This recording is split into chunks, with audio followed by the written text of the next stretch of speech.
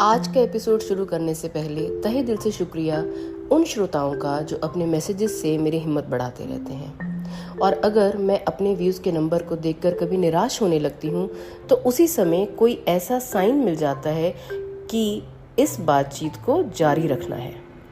ऐसे ही परसों एक श्रोता का संदेश आया कि मैं अपने घर और परिवार से बहुत दूर रहती हूँ, लेकिन जब आपका पॉडकास्ट सुनती हूँ तो सब कुछ बहुत रिलेटेबल लगता है और मेरे लिए समय रुक जाता है। इन प्यारी श्रोता की ये बात मेरे मन की गहराइयों को छू गई और बस बैठ गई मैं एक नया एपिसोड लिखने। नमस्कार, खुशामदीद एंड वेलकम टू बातचीत विद रोशनी। आप सबका स्वागत है। मैं हूँ आपकी दोस्त रोशनी और लेकर आई हूँ आपके लिए एक नया एपिसोड, एक ऐसे सब्जेक्ट से जुड़ा हुआ जिसकी शुरुआत हमने हमारी पिछली बातचीत में कर ली थी, इत्तेफाकन नहीं, जानते बूझते हुए। ये विषय भी उन्हीं अनदेखी प्रॉब्लम्स में से है जो कि अधिकतर दिमागी हैं। ये वो सब माजरे हैं जो अगर अपने कद से ऊपर निकल जाएं तो जी का जंजाल बन जाते हैं। इस श्रृंखला में पिछले कुछ हफ्तों में हम इन्हीं के ऊपर चर्चा कर रहे हैं, जैसे कि पॉजिटिव टॉक्सिसिटी, सेल्फ लव। हाल ही में हमने बात की थी सेल्फ लव के टॉपिक पर और उसी दौरान जिक्र हुआ था ओवर थिंकिंग का। याद आया?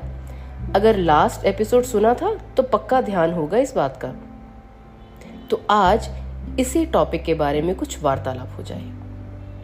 पिछले साल मेरे बेटे और मेरे बीच में कुछ मनमुटाव चल रहा था और ऐसे ही एक वाद विवाद में उसने कहा कि मम्मी आप ओवर थिंक बहुत करती हैं। कान सुन रह गए थे मेरे ये शब्द सुनकर।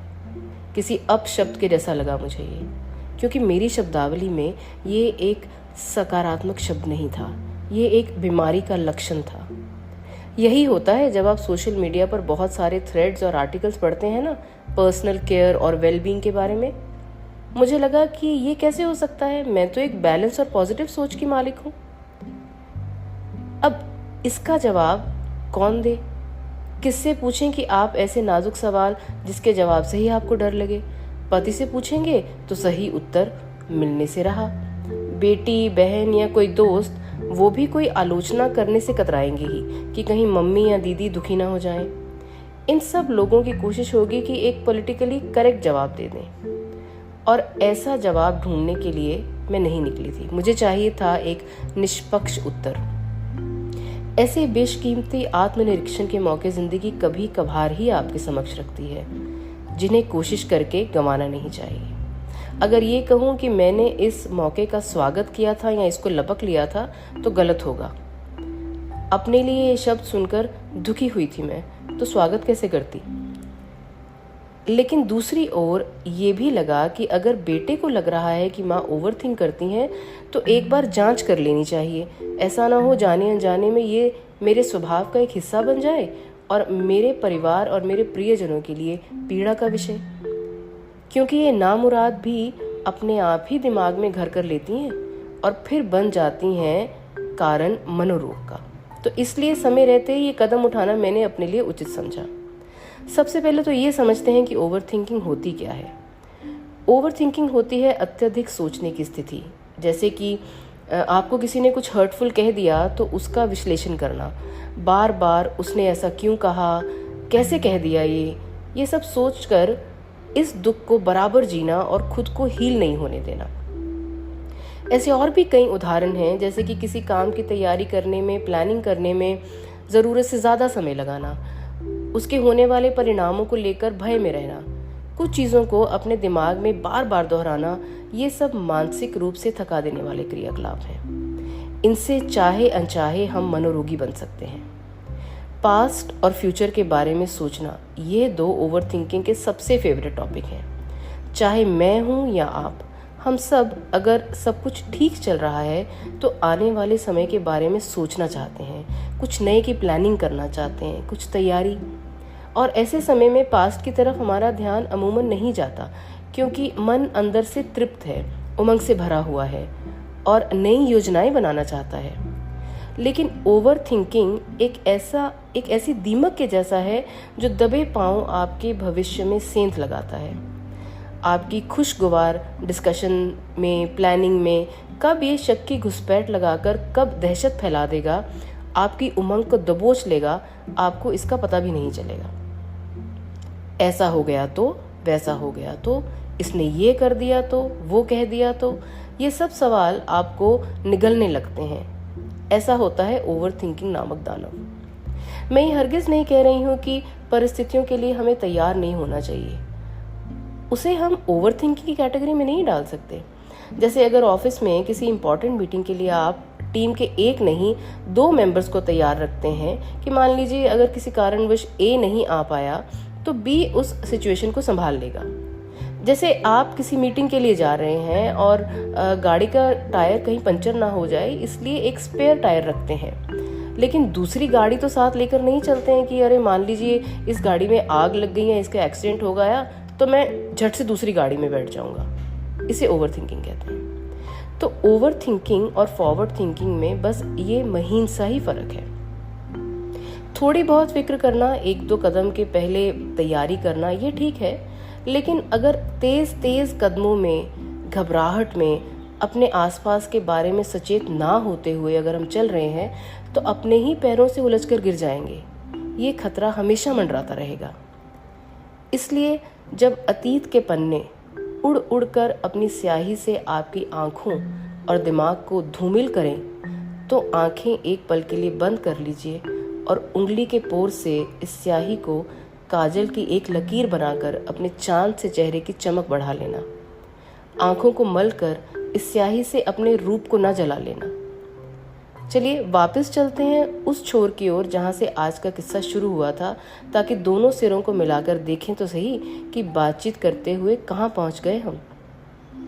काफ़ी समय तक अपने विचारों को, अपने कार्यों को इन सब का मैं आंकलन करती रही, कुछ महीनों तक। तो जाना कि कुछ हद तक मेरी प्लानिंग फॉरवर्ड थिंकिंग का ही पार्ट है। ये भविष्य में कुछ अचानक से हो जाए उसी को मद्देनज़र रखते हुए होता था, लेकिन कुछ गंभीर विषयों में मैं ओवर थिंकिंग का शिकार हो जाती हूँ। और ऐसा क्यों होता है, इस पर भी सोच विचार किया। तो इस व्यवहार का जिम्मेदार मैंने अपने अनुभवों और अपने परवरिश के कुछ अंशों में पाया। 3 बहनें होने की वजह से घर में सबको थोड़ा सा उत्तेजित ही देखा हमने हमारे लिए। लड़कियां हैं, कहीं कोई कुछ कह ना दे, कोई उंगली ना उठाए, ऐसा लगता है जैसे कांच को संभाल रहे थे मेरे माता पिता। और फिर कुछ अनुभव भी ऐसे हुए जीवन में जिनकी वजह से अधिक ही तैयारी करने की आदत सी पड़ गई कि कहीं किसी आपातकालीन स्थिति में कम ना हो जाए पैरों की चादर और सर की छत। इसलिए ये ओवर थिंकिंग का बेताल कंधों पर सवार हो जाता है यदा कदा।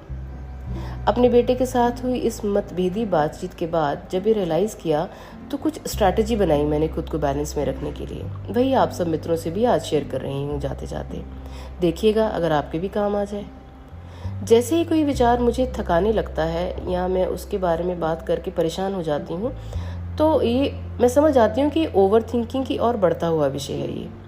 मैं अपनी जगह से उठकर एक चक्कर लगाती हूँ, घर का कोई काम करती हूँ, जो मुझे सबसे पहले घर का काम दिखाई देता है मैं वो पकड़ लेती हूँ और देखते ही देखते मेरा ध्यान बढ़ जाता है और नकारात्मक विचार खो जाते हैं। जो दूसरी चीज़ मैं वो करती हूँ, जैसे कोई घटना या किसी के एक्शंस जो मेरे नियंत्रण से बाहर हैं, 2-4 मिनट में ऐसी स्थिति का जायज़ा लेती हूँ, लेकिन फिर मैं इसमें एक दर्शक का रूप धारण कर लेती हूँ और सोचती हूँ कि ये एक मूवी के जैसा है जिसमें मैं कुछ नहीं कर सकती, केवल स्क्रीन को देख ही सकती हूँ। और अगर ज़्यादा परेशानी हो तो उठ जाती हूँ, उस कमरे से बाहर चली जाती हूँ, यानी कि चेंज ऑफ प्लेस और चेंज ऑफ सीन।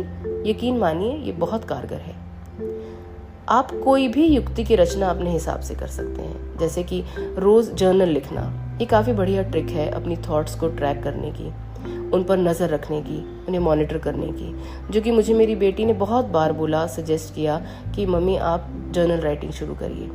पहले तो मैं इसको अवॉइड करती रही, लेकिन अब मैंने जब से अपना जर्नल लिखना शुरू कर दिया है तो लगता है कि पहले ही उसकी बात मान लेनी चाहिए थी। इसके अलावा आप वॉक पे भी जा सकते हैं। और एक बात मैं बताऊँ आपको, योगा और मेडिटेशन, इसकी जगह कुछ और कोई नहीं ले सकता।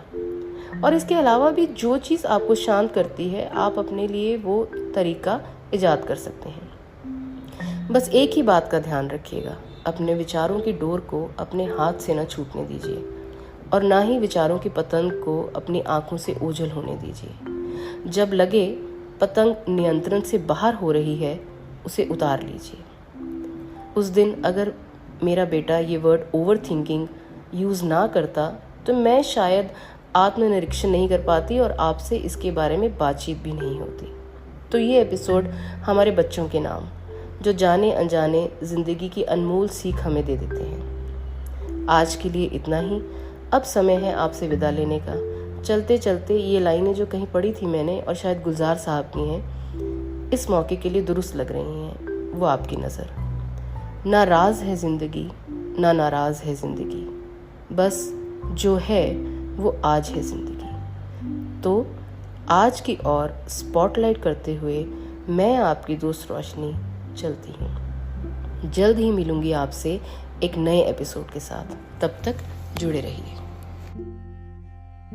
और हमसे जुड़े रहने के लिए आपको क्या करना होगा, आप जिस भी प्लेटफॉर्म पे हमें सुन रहे हैं उस प्लेटफॉर्म पर हमें लाइक और सब्सक्राइब या फॉलो करना ना भूलें। और एक और ज़रूरी छोटी सी बात, अगर आपने जो समय मेरे साथ बिताया वो सुखद था तो उस अनुभूति को आप जिनसे प्यार करते हैं उनसे शेयर करना ना भूलें। तो एक हल्का सा प्रेस कर दें आप शेयर के बटन पर। शुक्रिया।